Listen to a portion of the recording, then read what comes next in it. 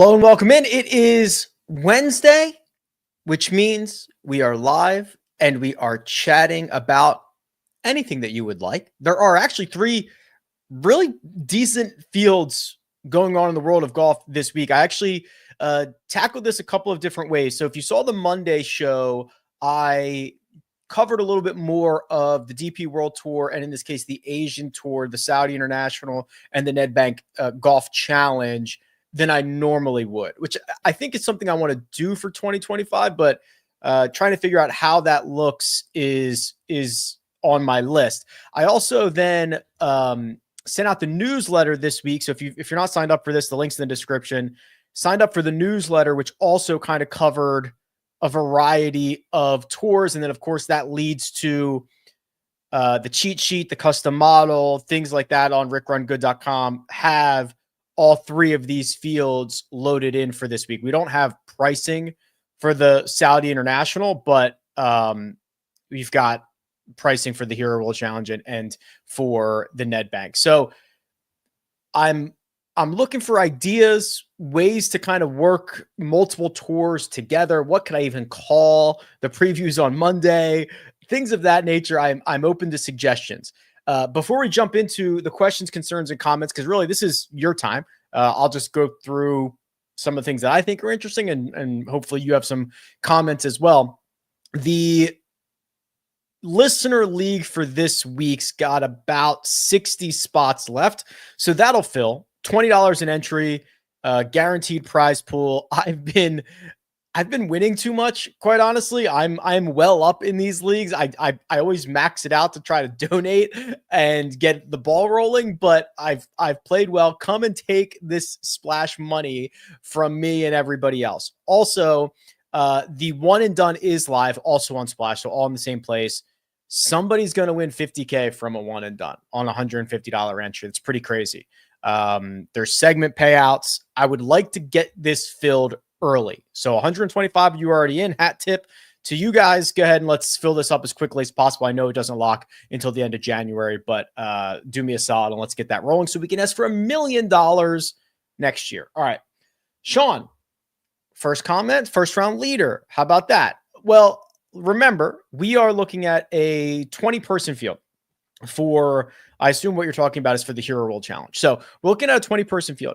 You probably are not going to need to gain 6 or 7 strokes to the field to be the first round leader, right? Like you normally would in a full field event. So when I go through this and I go through the steps of going to the power rankings and seeing, how often a golfer gains strokes to the field, I don't need to necessarily go to 5+. We could probably go to 3+ and get a pretty decent idea of the golfers that are routinely gaining that amount. And while you're going to have the favorites like Scottie Scheffler and Ludwig Oberg, if you want to go farther down the board, someone like Tom Kim or Aaron Rai could be interesting. Actually, I think both of them are really interesting for this because right now, I think Tom Kim is flashing signs of him being kind of back to one of the better ball strikers, or at least has the upside. And we know that over the course of a round or a tournament, he can be one of the hottest putters on planet Earth, right? And he's trying to break out of that as of late. Had a kind of mixed bag of golf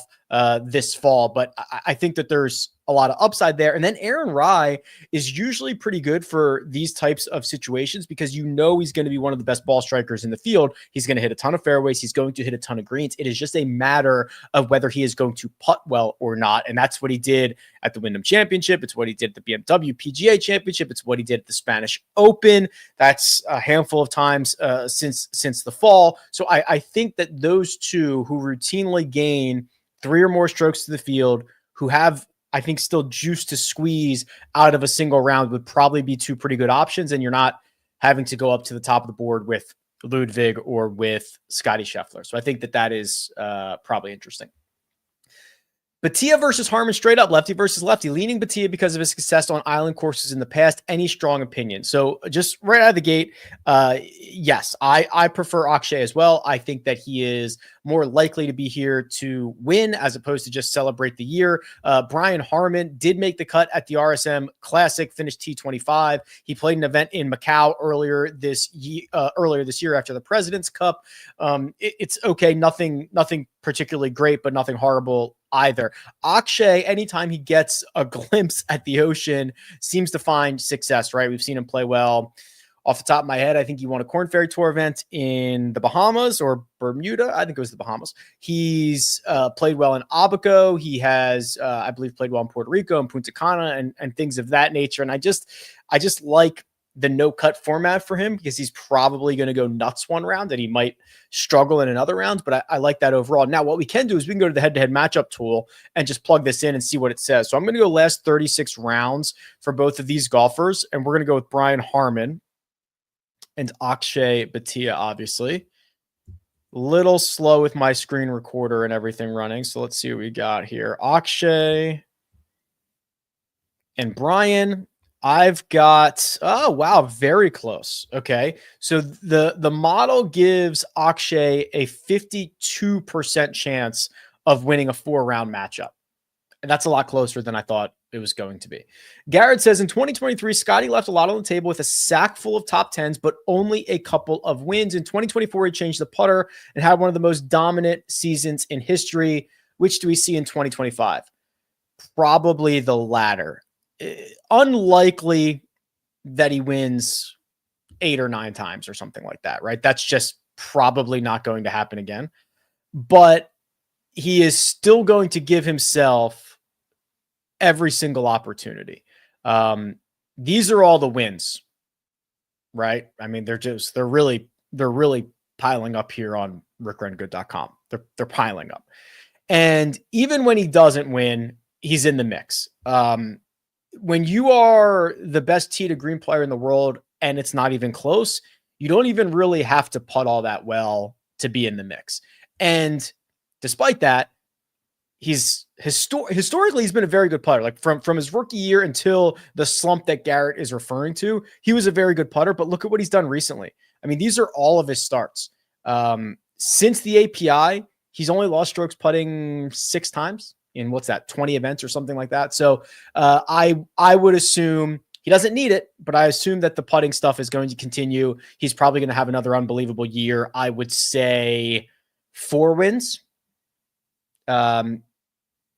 Maybe 5, would still be an absolute ton in this era, but that's kind of where I think we're at. Any word on why Victor isn't in this field this week? Heard some injury rumors. Yeah, I think that was fairly well confirmed. I think I saw that on Eurosport or whatnot, but yeah, I think he was dealing with an injury that kind of shut him down for the end of the year where he didn't go back. So a lot of times after the Tour Championship, he'll go back to Europe and he'll play, maybe Abu Dhabi, maybe Dubai, maybe the DP World Tour Championship, something like that. So didn't do that. And, but from what I understand, he's just out at Panther National, getting his reps in. He's playing again. So I think we're going to see him, I guess in January, right? That would probably be the next. He also doesn't play a lot. And when he is struggling, he doesn't play through it. So I think he and Patrick Cantlay, of the guys who were qualified for signature events, I'm pretty sure they played the least amount of golf in 2024 of those guys.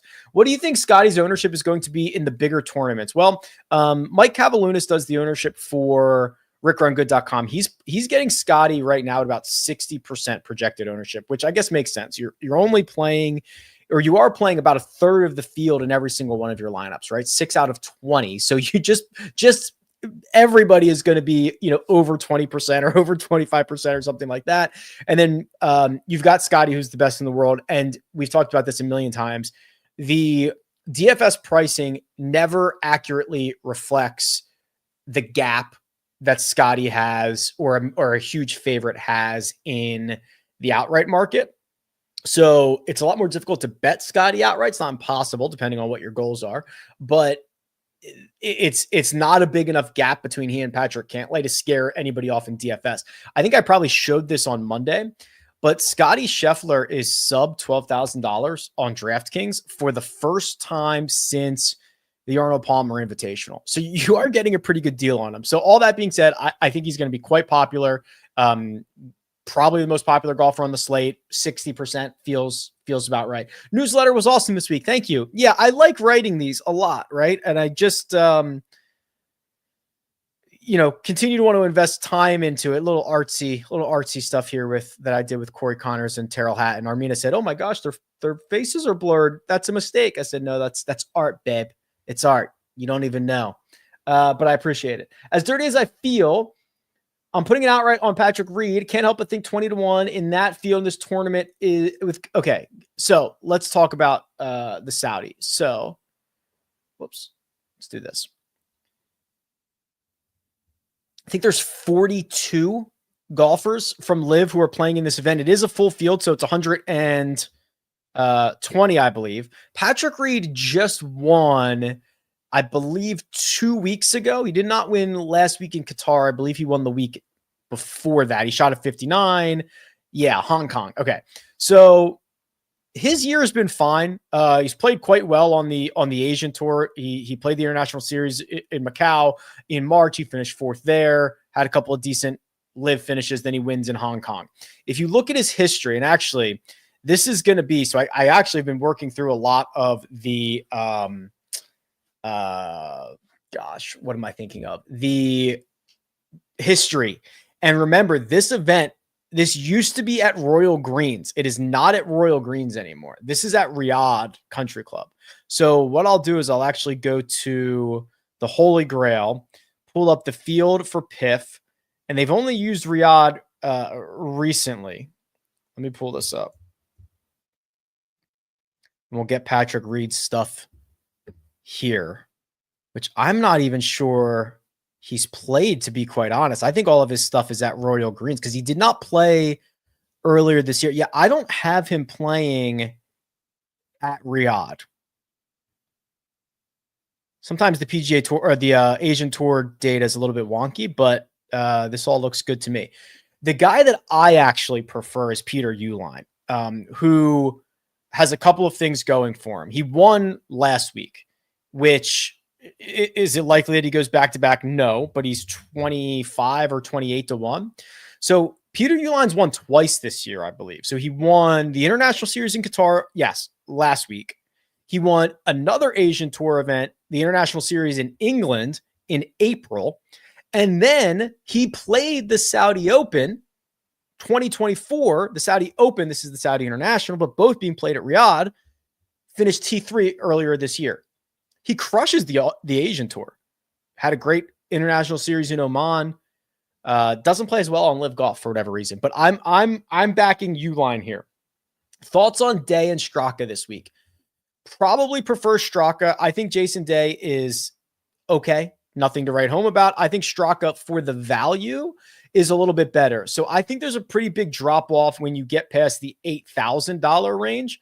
I think a lot of the guys from 7,800, quite frankly, down to maybe 6,100, everybody but Matthew Pavone, who I'm actually kind of bullish on long-term, they're kind of the same, right? Could you see Aaron Rai beating Jason Day? Of course. Could you see Keegan Bradley doing it? Yeah. Could you see Nick Dunlap doing it? Yeah. Okay. Well, I think there's a lot of similar names here. So for that reason, you go to Straka, who's $6,100, the second cheapest golfer in the field.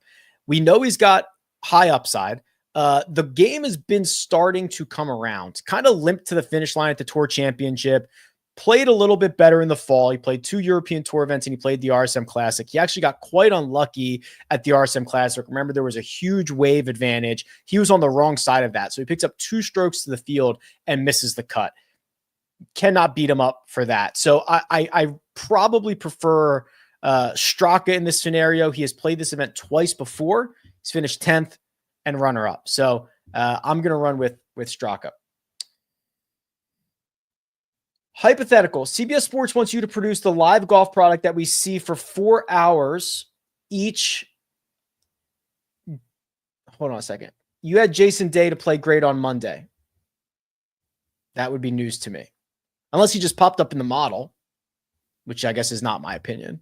But I cannot remember being high on Jason Day for quite some time. Pretty neutral on him.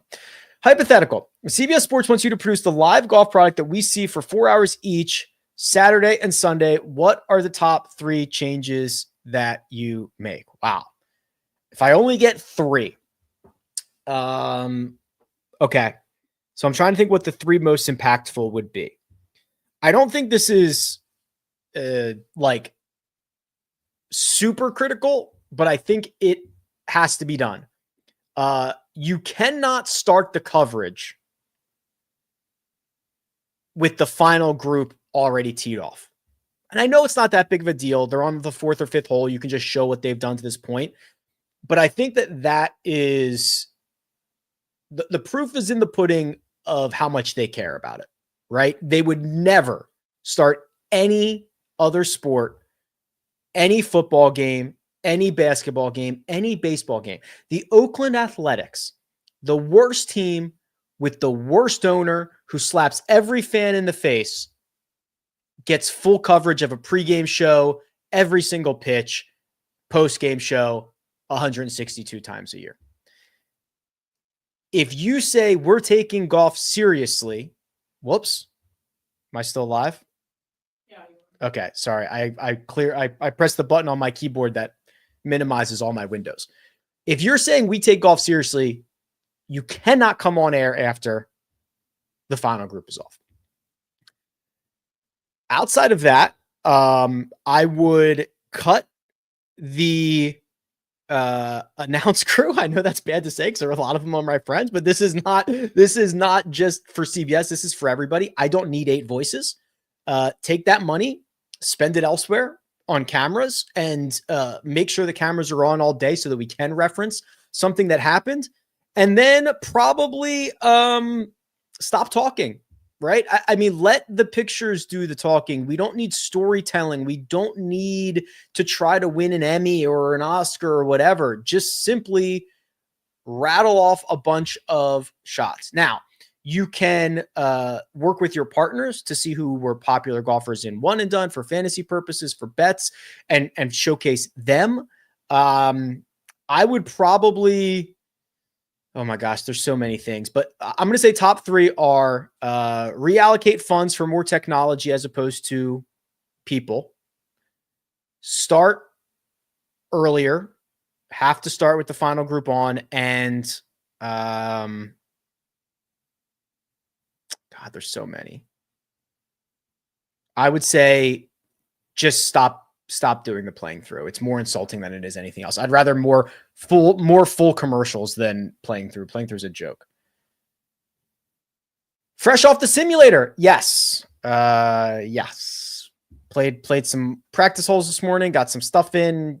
The game is getting there. Okay. Model stuff. Got it. Thank you for clearing that up. Do you think the amateur status will ever go away? Clanton not getting paid is criminal. I think everybody's going to be getting paid, right? I think, well, probably not. I mean, golf doesn't really have that problem as much because now with the NIL, Clanton can make money, right? He's getting paid from Union Home Mortgage. He's getting paid from Good. He's getting paid from whatever else this is on his shirt, right? So I actually don't think that golf necessarily has to make a decision on that because it's not like he doesn't have a way to get paid. So they will probably punt any decision on that for a really long time. And there's a lot of stuff that's kind of built into amateur golf that probably won't go away. Are we live? Yes, we're live. How do you feel about Cam Young, runner-up Merchant? Let's look at what Cam Young's been up to. How the mighty have fallen, right? To go from rookie of the year on the precipice of winning frequently to almost forgotten about at points in 2024. You look at what he's doing statistically, it's not pretty. He lost 9 strokes from tee to green at the BMW Championship. He lost another 2.7 at the FedEx St. Jude Championship. It's been 2 months since then, a little over 2 months since then. So you assume that he's not going to ball strike it as poorly. Has he played this before? 3rd and 15th. Gosh, I'm probably going to be late on Cam Young. I just need to see more. He hasn't put together really the stat profile that I would think Cam Young should put together in a really long time. Yeah, he's got a couple of top 10s here and there, but there's very little consistency. So I'm going to need to see more here. Thoughts on Will Zalatoris in the Nedbank? And I want to tell you, I'm on Will in this tournament for an outright. Okay. Will probably also falls under the category of golfers that I need to see more from. So he returns. Let me pull him up here real quick. So he returns to golf after obviously the injury, all that stuff. And I thought that there were some good signs early in the year, right here, where it gets off to a really good start at Torrey Pines and the ball striking is there. And then over the course of the year, it's good, not great. The putter can still be a problem at times. A lot of missed cuts at the end of the year. I think the changes that he has had to make post-surgery to protect the back are impacting the game. And it might be a while before he gets back to being elite, if he ever does. That's kind of the secret, right? I also think he had to make some adjustments to his clubs. I think he had to cut them down a little bit. There's a lot going on there for a guy who, to make new movements and protect the body is scary stuff. So yeah, probably going to need to see more. What I do think about this field, though, is I've bet Nicholas Norgard, or you might see him on DraftKings replaced as Nicholas Norgard Moeller. He is phenomenal, and you're going to be hearing a lot of this name in the near future. Really, really good player. Won the British Masters earlier this year. Hits it long and can putt. Confidence is at an all-time high. I've been backing him quite successfully this year. Also, it feels like we are on the verge of an Alex Fitzpatrick breakout. I pointed this out in a newsletter a couple of weeks ago. Really strong tee to green play, really strong ball striking. He's so much better now than he was a couple of years ago. So those would be the two that really have my attention for the Nedbank. I'm not betting Corey Connors. I'm not betting like Max Home. I'm going to need to see and Zalatoris. Like, I'm going to need to see a lot more from all those guys. Connors, I think, is just what we always think he is. He's probably going to finish inside the top 20, and that's probably it. Is Thigala better than Thomas? I don't think so. I don't think so for this week, and I don't think so in general. I'm buying 2025 Justin Thomas. I'm sure I mentioned this on Monday. This profile has its weaknesses, but this is vintage Justin Thomas, just vintage JT. So however many wins he's got, 10, 12, 14, I don't know what it is on the PGA Tour, plus 2 major championships. This is how he did it. Then you throw in this pretty ridiculous history here. Last 4 years, 3rd, 5th, 5th, 5th. Yeah, I'm rolling with JT this week, and I think JT is. I think 2025 is going to be a pretty sizable year for him. And Aldrich, I always get his name wrong. Potgieter, deep dive. Let's do it. He's a big boy, isn't he? Yeah, there he is. $6,900 on DraftKings, the South African. I've got all of his Corn Ferry Tour stuff here. Has he played that? He must have played. Oh, he hasn't played the Nedbank before. That's a little bit surprising. Raw talent, very inconsistent. A lot of missed cuts here. Ton of missed cuts. He won in Abaco earlier this year. That was almost a full year ago. Yeah, I don't love what I see here. I'm pretty sure he's very young. Unless I'm confusing him with someone else, I think he is quite young. A lot of time to develop. What are you getting away for Christmas? Experiences. Do a little like date type thing. Who's a good first round leader for the hero? That would be Tom Kim or Aaron Rai. He's 20. Yeah, I thought he was pretty young. Look at that baby face on him. Look at that. That's a baby face. This kid's he's gonna be a stud. He's gonna be a stud. Real quick, while we've got a few more people here, and I'm fire away on the comments. I think I'm towards the bottom of them now. Real quick, if you haven't signed up yet, the One and Done is live on Splash, and this week's Listener League is live on Splash. So it's probably, I think, 50 spots left in the Hero World Challenge tiers. Yeah, 50 some odd spots. Here are the payouts. Somebody's going to turn $20 into 702, whether this fills or not, right? That's what the guaranteed purse means. And then I was looking through the underdog slate. which they've got, I think they're doing $1,000 deposit bonus still. And I'm getting these profit boosts all the time, 50% profit boost, 50% college basketball, probably because I've been donating in those sports. But here's what I see. I thought there were a couple of good finishing position wagers, top 5. So somebody like Nick Dunlap to finish inside the top 10. And then where's Robert McIntyre? Right here to finish inside the top 5. Put those together, it's 6x. If you then took under, where's Scottie? They moved him on me. Here he is. 68 strokes in round 1 for Scottie. You can get it up to 12x. So those are a couple of the ones that I'm looking for over there. I think probably the Akshay round 1 stroke 70 is too high. I'd probably like the under on that. And then the Wyndham Clark 69.5, probably taking the higher on that. Just a really kind of all over the place. Once one thing goes sideways, I think things could go sideways in a hurry for Wyndham Clark. Also, I mentioned this in the newsletter. Matthew Pavone, I think, is the most interesting golfer, short-term and longer term. Maybe not the most interesting, but he announced he split from his swing coach and now he's with Mark Blackburn, which you never see guys announce that type of stuff. And remember how good he was in January and February? You know, if the Pebble Beach Pro-Am doesn't get shortened due to weather, he might go back-to-back or win 2 of those first. Yeah, it was back-to-back. He wins Farmers and they did not play Sunday at Pebble Beach. They did not play the final round. Maybe he wins that, which would have been bonkers.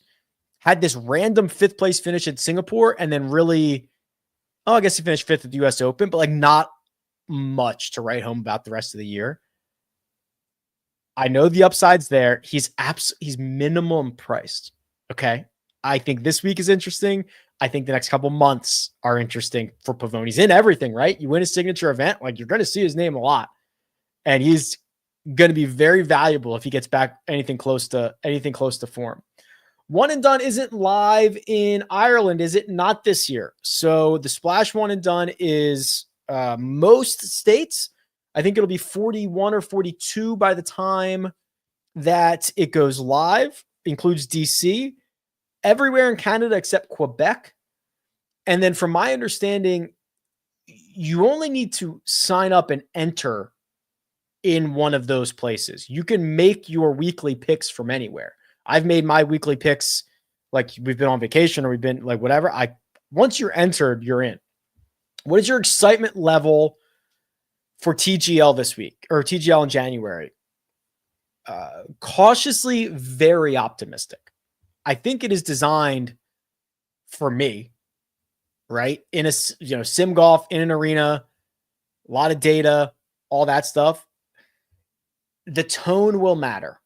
There's problems with Live, but the big problem for me is they asked us to take it incredibly seriously, like it was the greatest tour. They told us greatest thing in the world.